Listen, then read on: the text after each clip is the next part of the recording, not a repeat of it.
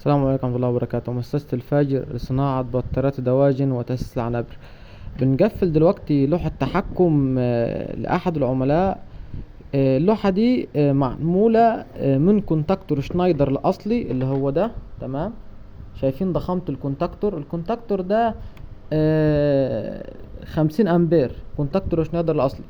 الكونتاكتور ده حرفيا احنا مش هنقول ده، الكونتاكتور ده حرفيا ده حمار شغل، وجنبيه كونتاكتور تاني خاص بالتبريد.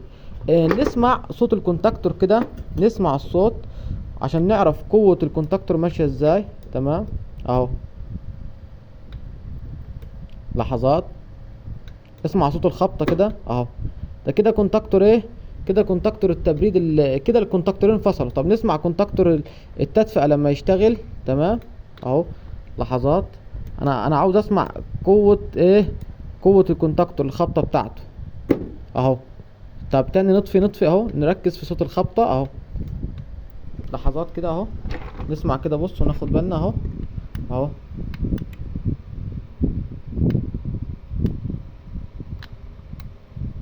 خلي بالنا، لحظات.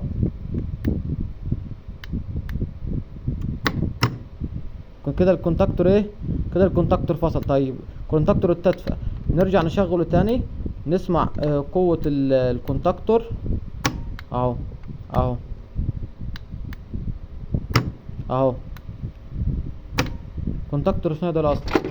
طبعا هو العميل طلب ان هو يركب كونتاكتور شنايدر الاصلي ده على حسب طلب العميل. بقى هو حابب يركب كونتاكتور قوته كام على حسب مساحة العنبر بتاعه. اللوحة دي 5 مرحلة بواط كبير.